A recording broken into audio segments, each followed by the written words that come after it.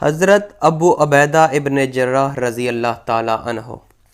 ابو عبیدہ کا تعلق قبیلہ قریش کے ایک ذیلی قبیلے بنو حارث الفہر سے تھا۔ یہ قبیلہ زیادہ طاقتور نہ تھا اور نہ ہی زیادہ اثر و رسوخ رکھتا تھا۔ اس کے باوجود وہ قریشی تھے کیونکہ ان کا نسب فہر سے ملتا تھا جو قریش کے بانی تھے۔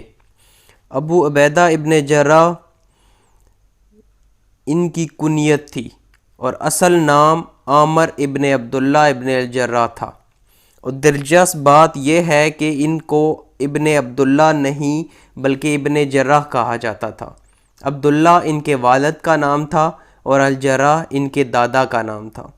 عام طور پر عربوں میں والد کے نام کے بجائے دادا کا نام دو وجوہات کی بنا پر لگایا جاتا تھا۔ پہلی وجہ یہ ہوتی کہ اگر دادا بہت مشہور اور معتبر ہو، یہ بہت عام تھی۔ خود حضور صلی اللہ علیہ وآلہ وسلم نے جنگ حنین کے موقع پر اپنے آپ کو کہا تھا کہ میں عبد المطلب کا بیٹا ہوں، حالانکہ وہ عبداللہ بن عبد المطلب کے بیٹے تھے۔ تو یہ وجہ عام ہوتی تھی دادا کا نام ساتھ لگانے کی کہ اگر دادا بہت مشہور اور معتبر ہو۔ دوسری وجہ یہ ہوتی کہ اگر کسی کے باپ نے کوئی شرمناک عمل کیا ہو تو شرمندگی سے بچنے کے لیے دادا کا نام باپ کے نام کے بجائے ساتھ لگایا جاتا تھا۔ اس خاص معاملے میں کوئی حتمی وجہ نہیں تاریخ کی کتابوں میں کہ ابو عبیدہ نے دادا کا نام ساتھ کیوں لگایا۔ ابو عبیدہ نے حضرت محمد صلی اللہ علیہ وآلہ وسلم کے ہاتھ سے اسلام قبول کیا۔ وہ اولین اسلام قبول کرنے والوں میں سے ہیں۔ آپ رضی اللہ تعالیٰ عنہ عشرہ مبشرہ میں شامل ہیں۔ وہ 10 صحابہ جن کو حضرت محمد صلی اللہ علیہ وآلہ وسلم نے ایک محفل میں جنتی ہونے کی بشارت دی۔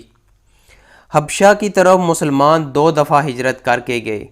آپ دوسری دفعہ ہجرت کرنے والوں میں شامل تھے۔ تاریخ کی کتابوں سے پتہ چلتا ہے کہ وہ زیادہ عرصہ حبشہ نہیں رہے اور مکہ واپس آ گئے۔ ابو عبیدہ مدینہ ہجرت کر کے گئے تو ان کا مواخاہ ایک انصاری کے ساتھ کیا گیا۔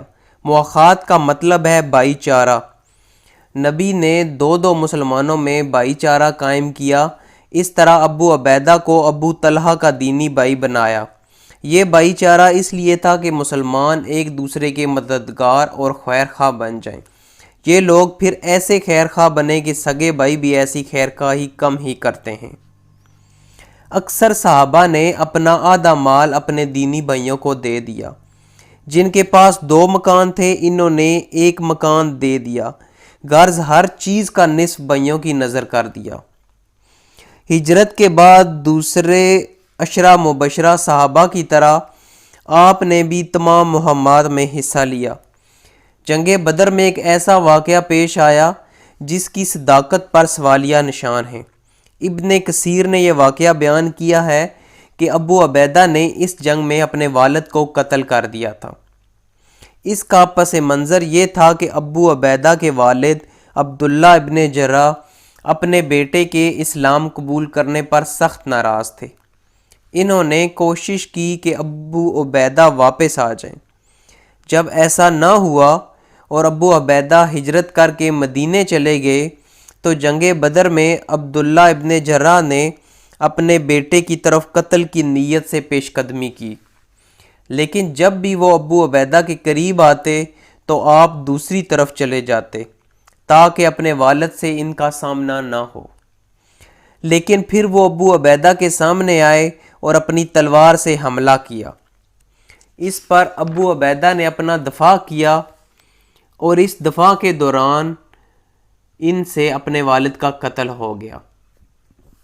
کہا جاتا ہے کہ اللہ نے سورۃ مجادلہ آیت 22 میں فرمایا، ترجمہ: تم کبھی یہ نہ پاؤ گے کہ جو لوگ اللہ اور آخرت پر ایمان رکھنے والے ہیں وہ ان لوگوں سے محبت کرتے ہیں جنہوں نے اللہ اور اس کے رسول کی مخالفت کی ہے، خواہ وہ ان کے باپ ہوں یا ان کے بیٹے یا ان کے بھائی یا ان کے خاندان والے۔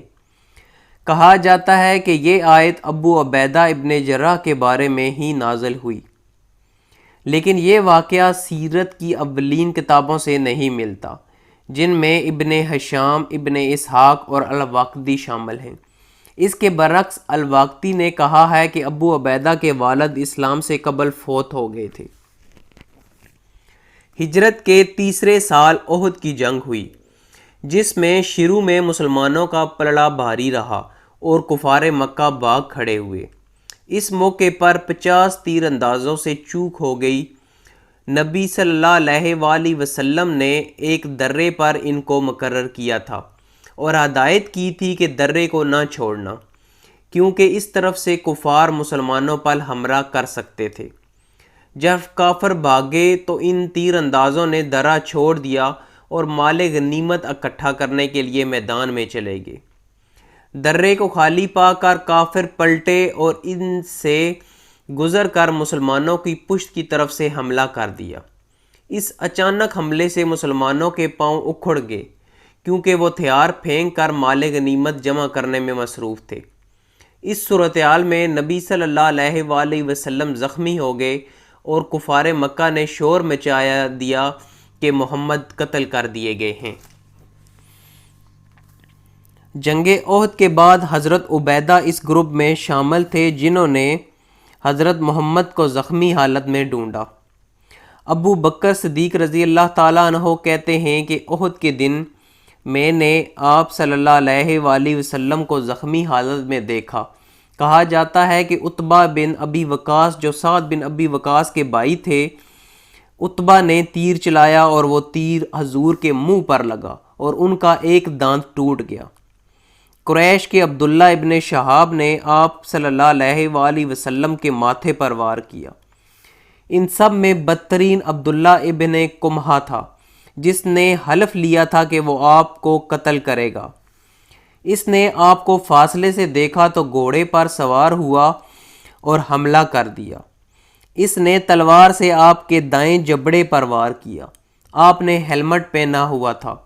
اس حملے سے ہیلمٹ کی زنجیریں ٹوٹ گئیں اور زنجیر کا ٹکڑا آپ کے جبڑے میں پیوست ہو گیا۔ ابو بکر نے دور سے یہ منظر دیکھا تو وہ آپ کی طرف دوڑے۔ ابو بکر کہتے ہیں کہ جب میں آپ صلی اللہ علیہ وآلہ وسلم کی طرف دوڑ کے جا رہا تھا تو میرے قریب سے تیز دوڑتا ہوا ایک شخص آگے بڑھا، تو میں نے دعا کی اللہ کرے یہ طلحہ ہو، لیکن وہ ابو عبیدہ ابن جراح تھے۔ ابو عبیدہ اور ابو بکر جب آپ کے پاس پہنچے اور انہوں نے آپ کو اس زخمی حالت میں دیکھا تو ابو عبیدہ نے ابو بکر سے کہا، اللہ کے لیے مجھے اس ٹکڑے کو نکالنے دیجیے۔ اس حالت میں بھی ابو عبیدہ کو ابو بکر کے مقام کا علم تھا اور انہوں نے ان سے اجازت مانگی، جس سے صحابہ میں ابو بکر کے مقام کا پتہ چلتا ہے۔ ابو بکر نے ان کو اجازت دے دی۔ 2 ٹکڑے آپ صلی اللہ علیہ وآلہ وسلم کے جبڑے میں پیوست تھے اور ابو عبیدہ نے پہلے ایک اور پھر دوسرے ٹکڑے کو اپنے دانتوں سے کھینچ کر نکالا تاکہ آپ صلی اللہ علیہ وآلہ وسلم کو اس سے کم تکلیف ہو۔ یہ ٹکڑے نکالنے کے دوران ابو عبیدہ کے 2 دانت ٹوٹ گئے۔ اس طرح وہ اپنی پوری زندگی آگے کے 2 دانتوں کے بغیر رہے اور یہ ان کے لیے اعزاز تھا۔ حضرت محمد صلی اللہ علیہ وآلہ وسلم نے کئی مہمات کا سپہ سالار ابو عبیدہ کو مقرر کیا اور وہ خالد بن ولید سے پہلے مسلمانوں کے پہلے نمبر پر جرنیل صحابہ تھے۔ قبیلہ سالبہ کے لوگ دوسرے قبیلے والوں کے ساتھ مل کر مدینے کی آس پاس کی بستیوں میں لوٹ مار کیا کرتے تھے۔ ان کی شکایات موصول ہونے پر نبی نے 6 ہجری میں ابو عبیدہ کو ان کو سزا دینے کے لیے بھیجا۔ ابو عبیدہ نے آسانی سے ان کا خاتمہ کر دیا۔ خبت کی مہم میں صحابہ کو ایک قافلے پر حملہ کرنا تھا، لیکن اس قافلے تک نہ پہنچا جا سکا۔ صحابہ کے پاس کھانے کے اشیاء ختم ہو گئیں۔ بھوک کی وجہ سے انہیں سوکھی ٹہنیاں بھی کھانی پڑیں اور بھوک کی وجہ سے وہ موت کے قریب پہنچ چکے تھے۔ مدینہ واپسی پر ان کا گزر یمبو شہر کے قریب سے ہوا۔ وہاں انہیں بہت بڑی ویل مچھلی ملی۔ اس مقام پر مسلمان تقریباً 10 دن رہے اور وہ بڑی مچھلی ان کا کھانا رہی۔ اس سے پہلے تقریباً 1 مہینہ ان کے پاس کم کھانا تھا اور وہ یا تو بھوکے تھے یا بہت کم کھا رہے تھے۔ اس طرح انہوں نے وہاں قیام کیا تاکہ مچھلی سے ان کی جسمانی کمزوری دور ہو۔ ابو عبیدہ اس مہم میں سپہ سالار تھے۔ وہ کہتے ہیں کہ 10 صحابہ مچھلی کی آنکھ پر بیٹھ سکتے تھے۔ اس سے اندازہ لگایا جا سکتا ہے کہ مچھلی کتنی بڑی تھی۔ ابو عبیدہ کہتے ہیں کہ انہوں نے مچھلی کی پسلی زمین پر رکھی اور وہ اونٹ پر بیٹھ گئے۔ اس کے باوجود وہ ان کے سر سے اونچی تھی۔ کہا جاتا ہے کہ وہ مچھلی 15 فٹ سے زیادہ اونچی تھی۔ جب مسلمان واپس مدینہ آئے تو انہوں نے رسول اللہ کو سارا واقعہ سنایا اور پوچھا کہ کیا مچھلی کا گوشت کھانا ہمارے لیے حلال تھا؟ تو آپ صلی اللہ علیہ وآلہ وسلم نے فرمایا، آپ کے پاس گوشت کوئی باقی ہے؟ تو انہوں نے آپ کو وہ گوشت دیا تو وہ آپ صلی اللہ علیہ وآلہ وسلم نے کھایا۔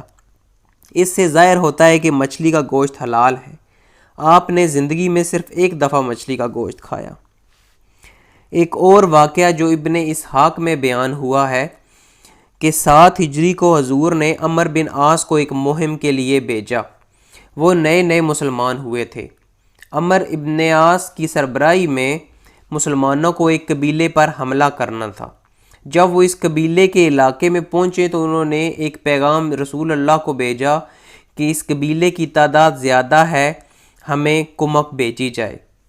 تو آپ صلی اللہ علیہ وآلہ وسلم نے ابو عبیدہ کی سربراہی میں ایک اور گروپ بھیجا اور ابو عبیدہ سے کہا کہ آپ اور عمر نے اختلاف نہیں کرنا۔ اس سے ابو عبیدہ یہ سمجھے کہ وہ عمر بن عاص پر انچارج نہیں ہیں اور نہ ہی عمر بن عاص انچارج ہیں ان پر۔ ہم 2 آزاد گروپ ہیں اور حملہ کے دوران ایک دوسرے سے تعاون کرنا ہے۔ جب یہ عمر بن عاص کے کیمپ پر پہنچے تو عمر نے کہا کہ آپ کمک ہو اور میں سربراہ ہوں۔ ابو عبیدہ نے کہا آپ کا اپنا گروہ ہے اور میرا اپنا، اور کوئی بھی کسی کا انچارج نہیں ہے، ہمیں حملے میں ایک دوسرے کے ساتھ تعاون کرنا ہے۔ لیکن عمر بن عاص نے اصرار کیا کہ اس پر ابو عبیدہ نے کہا، یا عمر، رسول اللہ نے مجھے حکم دیا تھا کہ ہم لوگ اختلاف نہ کریں، اس لیے اگر آپ مجھ سے متفق نہیں ہوں گے تو میں ایسا نہیں کروں گا اور آپ کی اتباع کروں گا تاکہ ہم میں کوئی اختلاف نہ ہو۔ اس طرح ابو عبیدہ نے عمر بن عاص کی اتباع کی تاکہ رسول اللہ نے جو ان کو حکم دیا تھا وہ اس کی تعمیل کریں۔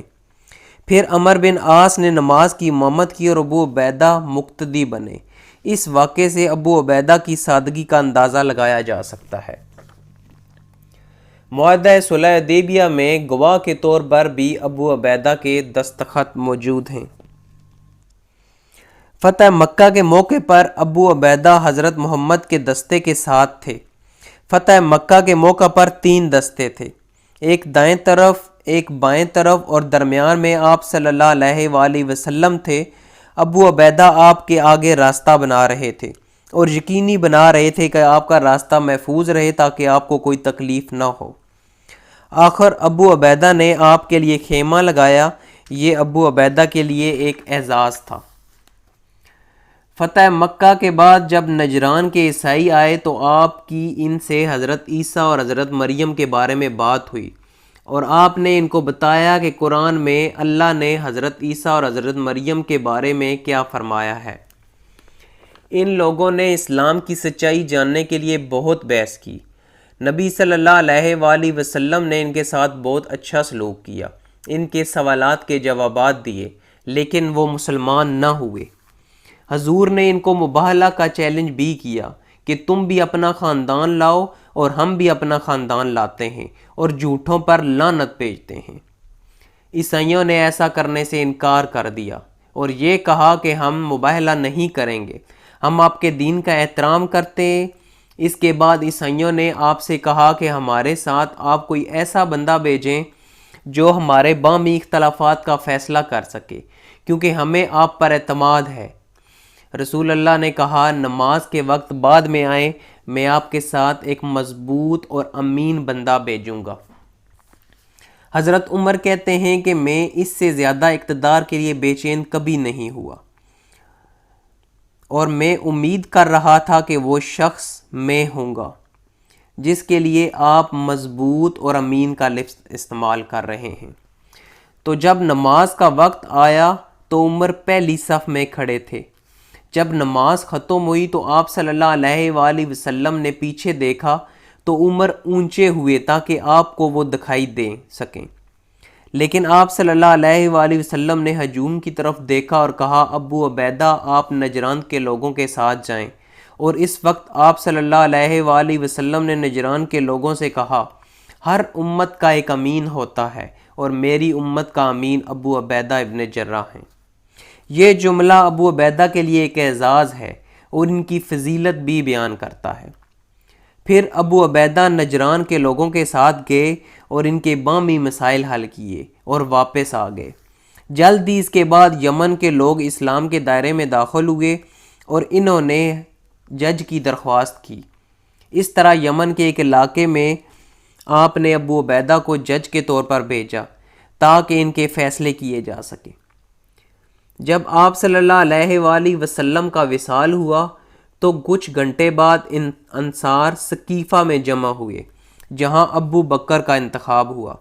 جب ابو بکر اور حضرت عمر نے مسجد میں یہ سنا کہ لوگ وہاں اکٹھے ہیں اور خلیفہ چننے کی تیاری کر رہے ہیں تو انہوں نے ابو عبیدہ کو ساتھ لیا اور ثقیفہ کی طرف روانہ ہوئے۔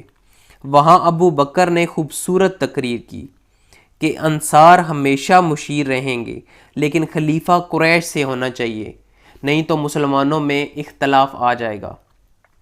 اس کے بعد انہوں نے عمر اور حضرت ابو عبیدہ کا ہاتھ پکڑا اور کہا، ان دونوں میں سے خلیفہ کا انتخاب کریں، لیکن عمر نے اپنا ہاتھ نیچے کیا اور کہا کہ آپ نئے خلیفہ کے لیے زیادہ موزوں ہیں۔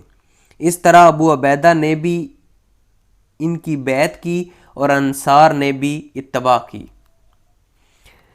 ابو بکر کے دور میں ردہ کی جنگیں ختم نہیں ہوئی تھیں اور خالد بن ولید ان سے نبرد آزما ہو رہے تھے کہ ابو بکر نے ابو عبیدہ کی سپہ سالار بنا کر شام کی طرف رومی فوج سے لڑنے کے لیے بھیج دیا۔ اس طرح ابو عبیدہ پہلے مسلمان جنرل بنے جو رومی فوج سے مقابلے کے لیے گئے۔ انہوں نے بہت سے چھوٹے قصبے اور علاقے فتح کیے۔ ان علاقوں کی فتح نے ہرکلیس کی توجہ حاصل کی جو رومی سلطنت کا بادشاہ تھا۔ آپ رضی اللہ تعالیٰ عنہ نے دمشق سے 50 کلومیٹر فاصلے تک پہنچ گئے۔ وہاں رومی فوج کا بڑا لشکر آ گیا۔ ابو عبیدہ نے ابو بکر کی طرف خط لکھا کہ اب ہمیں کمک کی ضرورت ہے کیونکہ رومی فوج کا لشکر ہماری تعداد سے بہت بڑا ہے۔ ابو بکر نے خالد بن ولید کو پیغام بھیجا کہ جتنا جلدی ہو سکے شام ابو عبیدہ کے پاس پہنچیں۔ اس طرح خالد بن ولید دمشق کے باہر ابو عبیدہ کے کیمپ کے پاس پہنچ گئے۔ وہاں ابو بکر نے خالد کو سپہ سالار مقرر کیا۔ خالد نے ابو عبیدہ سے کہا کہ آپ حضور کے درینہ ساتھی ہیں اور آپ کا مقام مجھ سے بڑا ہے۔ مجھے عہدے کی کوئی طلب نہیں، لیکن امیر المومنین نے مجھے سپہ سالار مقرر کیا ہے۔ ابو عبیدہ کو عہدے کی کوئی طلب نہیں تھی، انہوں نے خوشی سے یہ قبول کیا۔ اس طرح دونوں شام کے شہر بزرہ کی طرف روانہ ہوئے اور اس کو فتح کیا۔ پھر بیت المقدس سے گزرتے ہوئے آگے بڑھے کیونکہ اس وقت مسلمانوں کے لیے بیت المقدس کے لیے لڑنا بہت مشکل تھا۔ سلطنت روم مضبوط ترین تھی اور بیت المقدس دنیا میں روم شہر کے بعد سب سے محفوظ شہر تھا، اس لیے وہ آگے بڑھے اور بیت المقدس کے 15 کلومیٹر باہر جنگ اجنادین ہوئی۔ یہ جنگ پہلی بڑی جنگ تھی جس میں مسلمانوں کا مقابلہ ہرکلیس کی فوج کے ساتھ ہوا۔ ابو عبیدہ اور خالد بن ولید نے ان کو شکست دی اور آگے بڑھتے رہے۔ اس طرح وہ دمشق کے قریب پہنچ گئے اور دمشق شہر کا محاصرہ کر لیا۔ محاصرے کے دوران خالد بن ولید دمشق کی ایک طرف تھے اور ابو عبیدہ دوسری طرف، اور لمبے محاصرے کے بعد دمشق کو فتح کر لیا گیا۔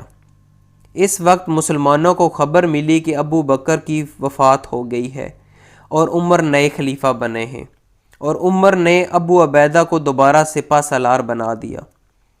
خالد بن ولید کی معزول کر دیا گیا۔ خالد بن ولید کی معزولوں کی وجوہات خالد بن ولید کی سیرت میں بیان کی جا چکی ہیں۔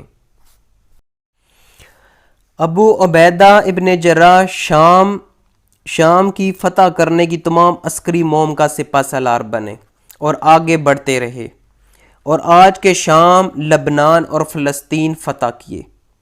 ان سب مہمات میں ابو عبیدہ سپہ سالار تھے اور خالد بن ولید ان کے مشیر تھے۔ ہرکلیس کو اس پر بہت غصہ تھا کہ اس کے تمام شہر باری باری فتح ہو رہے ہیں۔ اس طرح اس نے ایک بہت بڑا لشکر مسلمانوں سے مقابلے کے لیے بھیجا۔ یہ خبر مسلمانوں تک پہنچی تو خالد نے ابو عبیدہ کو یہ مشورہ دیا کہ اس بڑے لشکر سے مقابلے کے لیے تمام دستوں کو ایک جگہ اکٹھا ہونا چاہیے۔ ابو عبیدہ نے اس سے اتفاق کیا اور وہاں ایک جنگ ہوئی جس کو جنگ یرموک کہا جاتا ہے۔ حضرت محمد صلی اللہ علیہ وآلہ وسلم کی وفات کے بعد جتنی جنگیں ہوئیں ان میں یرموک کو سب سے اہم جنگ کہا جاتا ہے، کیونکہ اس جنگ نے بیت المقدس کو فتح کرنے میں اہم کردار ادا کیا۔ اس میں ہرکلیس کا بھائی ایک طرف اور ابو عبیدہ ایک طرف سپہ سالار تھے۔ تکنیکی طور پر ابو عبیدہ سپہ سالار تھے، لیکن انہوں نے خالد بن ولید کو عسکری کمانڈر بنایا۔ یہ جنگ 6 دن جاری رہی اور مسلمانوں کو فتح ملی۔ اس شکست کے بعد سلطنت روم اتنی بڑی فوج مسلمانوں کے خلاف کبھی اکٹھا نہ کر سکی۔ جنگ یرموک میں رومی فوج کی ہلاکتوں کی تعداد بہت زیادہ تھی۔ اس میں شہید ہونے والے مسلمانوں میں بدری صحابی بھی تھے۔ جنگ یرموک کو فتح کرنے کے بعد ابو عبیدہ اور خالد بن ولید واپس بیت المقدس کی طرف بڑھے۔ اس وقت اس علاقے میں اس شہر کا دفاع سب سے مضبوط تھا۔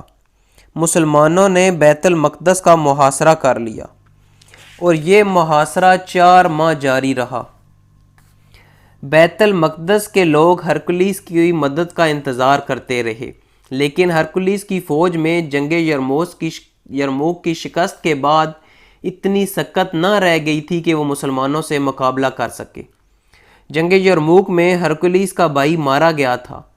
4 ماہ کے محاصرے کے بعد بیت المقدس کے لوگوں پر یہ باور ہو چکا تھا کہ ان کی مدد کے لیے ہرکلیس کی فوج کے آنے کا کوئی امکان نہیں ہے، تو انہوں نے اس شرط پر ہتھیار ڈال دیے کہ عمر خود آئیں اور ہم ان کے حوالے چابیاں کریں گے۔ ابو عبیدہ نے عمر کو پیغام بھجوایا۔ اس طرح عمر رضی اللہ تعالیٰ عنہ خود آئے اور ان کے حوالے چابیاں کی گئیں۔ اس طرح بیت المقدس جنگ لڑے بغیر فتح ہوا۔ حضرت عمر رضی اللہ تعالیٰ عنہ نے اس پورے علاقے کا گورنر ابو عبیدہ کو مقرر کیا اور خود مدینہ واپس لوٹ گئے۔ ابو عبیدہ 1 سال تک اس علاقے کے گورنر رہے۔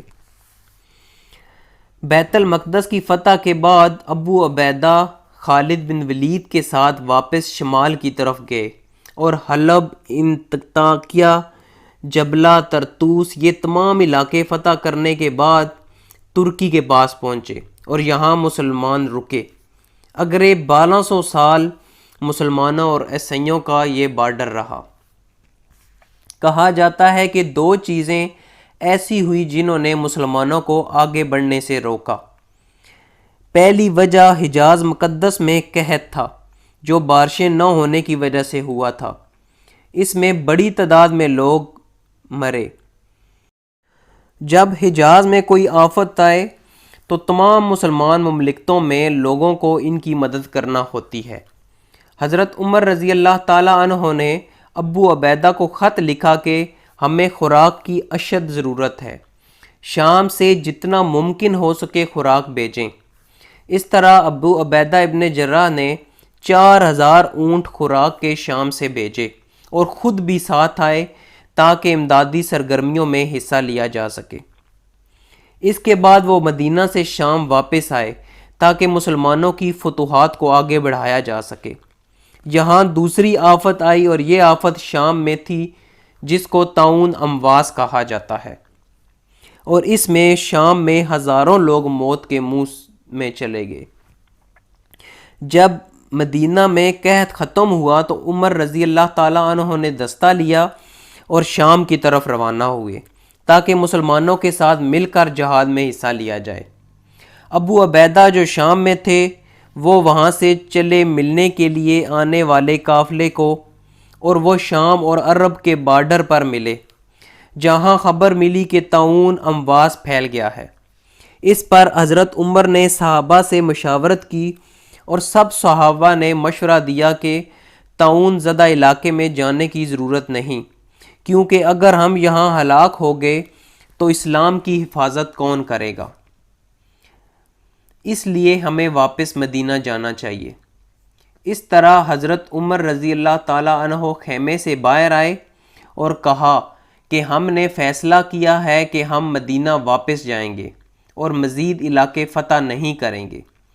اس فیصلے سے ابو عبیدہ کو سخت مایوسی ہوئی، کیونکہ وہ ترکی اور استنبول کو فتح کرنا چاہتے تھے۔ استنبول اس وقت دنیا کا دارالحکومت تھا۔ اس پر ابو عبیدہ نے کہا، ہے امیر المومنین، کیا آپ اللہ کی قدر سے بھاگ رہے ہیں؟ اس پر حضرت عمر نے مشہور جواب دیا، ہم اللہ کی قدر سے بھاگ کر اللہ ہی کی قدر میں جا رہے ہیں۔ اگلے دن عبد الرحمن بن عوف کیمپ میں واپس آئے، جو کسی مہم میں حصہ لینے کے لیے گئے ہوئے تھے، تو انہوں نے کہا، امیر المومنین، میں نے رسول اللہ سے سنا ہے کہ اگر طاعون کسی جگہ آئے آپ وہاں نہ جاؤ، اور اگر آپ وہاں ہو تو وہاں سے باہر نہ نکلو۔ اس پر عمر رضی اللہ تعالیٰ عنہ نے کہا، الحمدللہ، ہم نے صحیح فیصلہ کیا ہے۔ حضرت عمر زیادہ تر صحابہ کے ساتھ مدینہ واپس آ گئے۔ ابو عبیدہ نے اجتہاد کیا کہ یہ میری زمین ہے، مجھے اپنی زمین سے نہیں بھاگنا چاہیے، اور وہ واپس شام چلے گئے جہاں طاعون امواس پھیل رہا تھا۔ طاعون سے بہت سے لوگ مر رہے تھے۔ حضرت عمر ابو عبیدہ کے لیے پریشان تھے، تو انہوں نے ابو عبیدہ کے لیے خط لکھا کہ جیسا ہی آپ کو خط ملے اسی وقت مدینہ آ جائیں، کیونکہ بہت ضروری معاملہ ہے اور میں آپ کے ساتھ آمنے سامنے بات کرنا چاہتا ہوں۔ اس میں حضرت عمر رضی اللہ تعالیٰ عنہ کی نیت یہ تھی کہ ابو عبیدہ کو طاعون زدہ علاقے سے باہر نکالا جائے۔ جب ابو عبیدہ کو یہ خط ملا تو آپ نے کہا، اللہ رحم کرے امیر المومنین پر، انہیں میری ضرورت نہیں، وہ صرف چاہتے ہیں کہ میں یہاں سے نکل جاؤں۔ انہوں نے واپس خط لکھا کہ امیر المومنین، مجھے پتہ ہے آپ کی کیا ضرورت ہے، میں فوج اور لوگوں کے ساتھ مصروف ہوں اور میری کوئی خواہش نہیں ہے کہ میں ان کو یہاں چھوڑوں اور واپس آؤں۔ میں آپ کو اللہ کے لیے کہتا ہوں کہ مجھے مدینہ آنے کے حکم سے بری کریں۔ جب عمر کو یہ خط ملا تو وہ مسجد نبوی میں تھے اور وہ رونے لگے، تو صحابہ نے پوچھا کہ یا امیر المومنین، کیا ابو عبیدہ شہید ہو گئے ہیں؟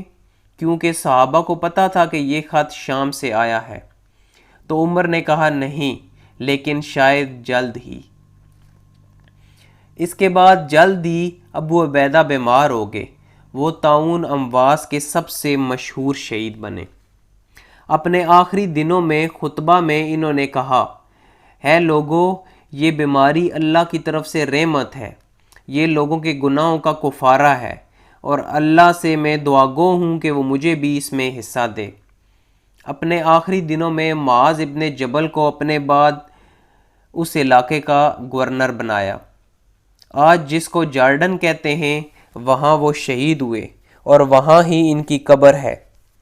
عشرہ مبشرہ میں وہ ابو بکر کے بعد پہلے صحابی تھے جو فوت ہوئے۔ ابو عبیدہ ابن جراح کی وفات کے بعد عمر رضی اللہ تعالیٰ عنہ ایک محفل میں بیٹھے ہوئے تھے، تو عمر نے ان سے کہا کہ آپ سب اپنی خواہش بتائیں۔ جب سب نے اب باری باری اپنی خواہش بتائی اور حضرت عمر کی باری آئی تو آپ نے کہا، میری خواہش ہے کہ میرے پاس کمرے میں جہاں آپ بیٹھے ہو ابو عبیدہ سے برا ہو۔ ایک دفعہ عمر رضی اللہ تعالیٰ عنہ نے 4000 درہم معاذ ابن جبل اور ابو عبیدہ کو بھیجے، اور انہوں نے ایلچی سے کہا کہ دیکھنا وہ اس رقم کے ساتھ کیا کرتے ہیں اور واپسی پر مجھے بتانا۔ معاذ ابن جبل نے وہاں ہی تقریباً ساری رقم اللہ کی راہ میں دے دی، تو ان کی بیوی نے دروازے کے پیچھے سے کہا کہ ہے معاذ، ہمیں کچھ بچوں کے لیے چاہیے، تو انہوں نے کچھ رقم بچوں کے لیے دی اور باقی فقیروں کو دے دی۔ جب وہ ابو عبیدہ کے پاس گئے تو ابو عبیدہ نے بھی ساری رقم اللہ کی راہ میں خرچ کر دی، حالانکہ یہ ان کے لیے تحفہ تھا جس پر ان کا حق تھا، جیسے مرضی استعمال میں لائیں۔ جب عمر رضی اللہ تعالیٰ عنہ نے یہ سب سنا تو انہوں نے کہا، اللہ کا شکر ہے کہ اس نے ایسے لوگ اسلام میں باقی رکھے۔ حضرت عائشہ رضی اللہ تعالیٰ عنہ سے ایک طالب علم نے پوچھا کہ اگر حضرت محمد صلی اللہ علیہ وآلہ وسلم کو اپنے بعد خلیفہ بنانا ہوتا تو وہ کس کو بناتے؟ تو عائشہ نے جواب دیا، ابو بکر۔ طالب علم نے کہا، اس کے بعد؟ تو جواب آیا، عمر۔ طالب علم نے سوال کیا کہ اس کے بعد؟ تو جواب دیا، ابو عبیدہ ابن جراح۔ جب عمر رضی اللہ تعالیٰ عنہ موت کے قریب تھے تو انہوں نے 6 صحابہ کو شورا بنائی جن سے خلیفہ چننا تھا، اور ساتھ ہی کہا اگر ابو عبیدہ اس وقت زندہ ہوتے تو میں انہیں خلیفہ بناتا، اور اگر اللہ مجھ سے پوچھتا کہ میں نے کیسے ابو عبیدہ کو خلیفہ بنایا ہے تو میں کہتا میں نے اس کو خلیفہ بنایا ہے جس کو حضور صلی اللہ علیہ وآلہ وسلم نے خود کہا تھا کہ یہ میری امت کا امین ہے۔ اس سے حضرت عبیدہ کی فضیلت کا اندازہ لگایا جا سکتا ہے۔ حضرت ابو عبیدہ نے بہت سادہ زندگی گزاری۔ کہا جاتا ہے کہ جب عمر رضی اللہ تعالیٰ عنہ بیت المقدس آئے تو ان سے خالد بن ولید اور یزید بن ابی سفیان ملے۔ اونٹ سے نیچے اترے، عمر نے مٹی اٹھائی اور ان پر پھینکی اور کہا، ابھی صرف 1 سال ہوا ہے تم لوگوں نے مدینہ کو چھوڑا ہے اور ابھی سے رومیوں جیسا لباس اور رہن سہن کر لیا ہے۔ عمر رضی اللہ تعالیٰ عنہ مختلف صحابہ کی طرف گئے اور ابو عبیدہ کی طرف بھی آئے تو ان کے کمرے میں چند ضرورت کی چیزیں دیکھیں جن میں بستر، تلوار اور ایک ڈھال تھی، تو انہوں نے ابو عبیدہ سے کہا، کیسے آپ رہ رہے ہیں، کچھ ضرورت کی اور چیزیں لے لیں۔ تو ابو عبیدہ نے کہا، بس یہ چیزیں میری ضرورت کی ہیں اور میری ضرورت پوری ہو رہی ہے امیر المومنین۔ اس پر عمر رضی اللہ تعالیٰ عنہ نے اپنا مشہور جملہ کہا، اس دنیا نے ہم سب پر اپنا اثر چھوڑا ہے بجائے ابو عبیدہ کے۔ ابو عبیدہ ابھی بھی ایسے رہ رہے ہیں جیسے پہلے رہتے تھے۔ ابو عبیدہ ابن جراح قبریں کھودنے میں ماہر تھے، تو کئی دفعہ آپ صلی اللہ علیہ وآلہ وسلم نے ان کو قبر کھودنے کے لیے کہا۔ جسمانی طور پر وہ دبلے پتلے اور لمبے قد کے مالک تھے۔ ان کی داڑھی گاڑی نہیں تھی اور زندگی کے آخری حصے میں وہ داڑھی میں مہندی لگاتے تھے۔ وہ اپنی خاموش طبیعت کی وجہ سے مشہور تھے اور اچھا اخلاق ان کا خاصہ تھا۔ ابن عمر کہتے ہیں کہ قریش کے 3 لوگ اسلام سے پہلے بھی اپنے اخلاق اور آداب کی وجہ سے مشہور تھے۔ ان میں ابو بکر، عثمان اور ابو عبیدہ ابن جراح شامل ہیں۔ حضرت ابو عبیدہ ابن جراح کے 3 بیٹے تھے اور انہوں نے 1 یا 2 شادیاں کی تھیں۔ وہ 18 سن ہجری کو اپنے خالق حقیقی سے جا ملے۔ اس وقت ان کی عمر 58 سال تھی۔ حضرت ابو عبیدہ کہتے ہیں کہ رسول اللہ نے موت سے پہلے جو الفاظ کہے وہ یہ تھے کہ یہودیوں کو حجاز سے نکال دو اور زنجران کو جزیرہ عرب سے نکال دو۔ آپ کی وفات کے وقت یہودی اور عیسائی جزیرہ عرب میں موجود تھے، اور حدیث میں یہ ہے کہ سب سے بدترین لوگ وہ ہیں جو نبیوں کی قبروں کو مساجد بناتے ہیں، اور تم لوگ ایسا نہ کرنا۔